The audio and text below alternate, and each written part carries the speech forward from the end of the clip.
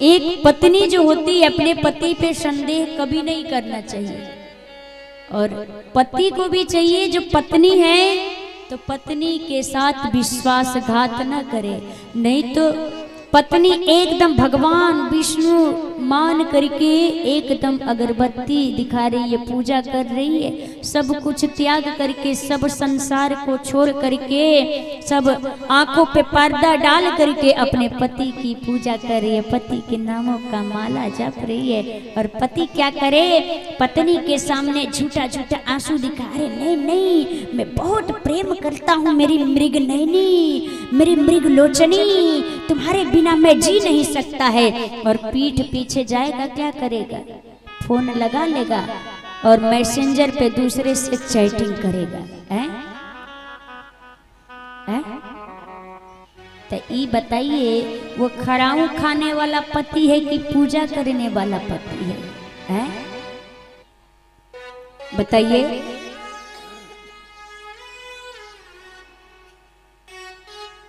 इसलिए यदि पत्नी आपको भगवान विष्णु मानती है तो पति को भी चाहिए कि पत्नी को लक्ष्मी माने, तब तो जा करके नैया भवसागर से पार होगा, नहीं तो नरकों में ठेला ठेली।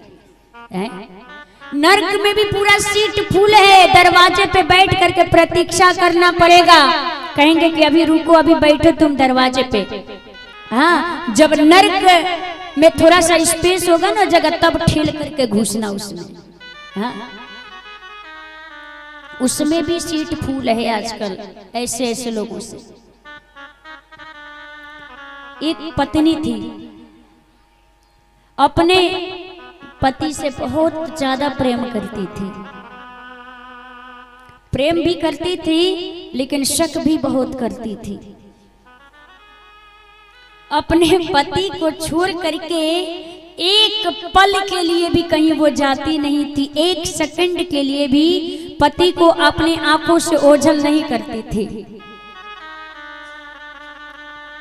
पति से दूर जाती ही नहीं थी एक पल के लिए। एक दिन उस पत्नी के मायके में शादी पड़ गया,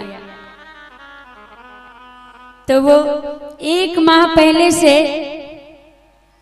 बुलावा आया मायके में, तो इतना शक करती थी, सोचती थी कि मैं यहाँ से छोड़ के जाऊं, मेरे पति कहीं चले ना जाए या किसी को बुला ना ले। इतना शक था कि वो 1 सप्ताह पहले गई अपने मायके शादी अटेंड करने, और घर में अपने बालक को रख दिया और कह दिया, बेटा मैं तेरे मामा के घर जा रही हूँ, तेरे पापा यदि कहीं जाएं या किसी को बुलाएं तो तुरंत मुझे फोन करके बताना।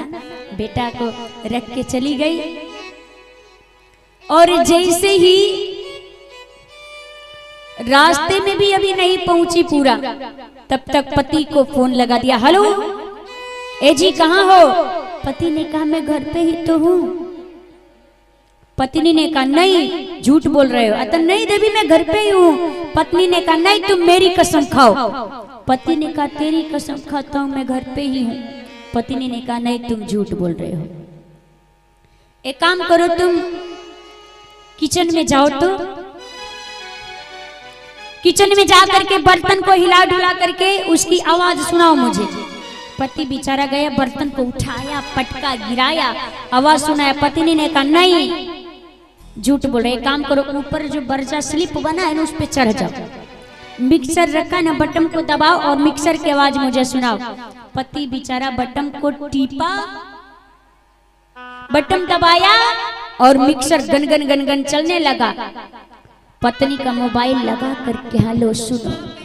हाँ पत्नी अब सुनी, तब जाकर के सांस में सांस पड़ा। अब फिर दूसरा दिन वही हाल, ए जी पति देव जी कहाँ हो? पति देव ने कहा मैं घर पे ही तो हूँ। पत्नी ने कहा नहीं झूठ बोल रहा है, तुम फिर जाओ किचन में, मुझे मिक्सर का आवाज सुना। फिर मिक्सर का आवाज सुनाया तब पत्नी का जी में जी पड़ा।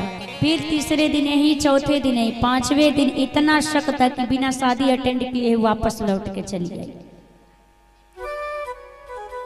इतना शक था कि वो बिना शादी अटेंड किए ही शक के मारे वापस आ गई और घर पे आते ही पति देव को ढूंढती है और कहती है, बेटा तेरे पापा कहाँ हैं? बेटा ने कहा, माँ वो तो आप जब से मामा के घर गई हो वो 5 दिनों से ही गायब हैं यहाँ से।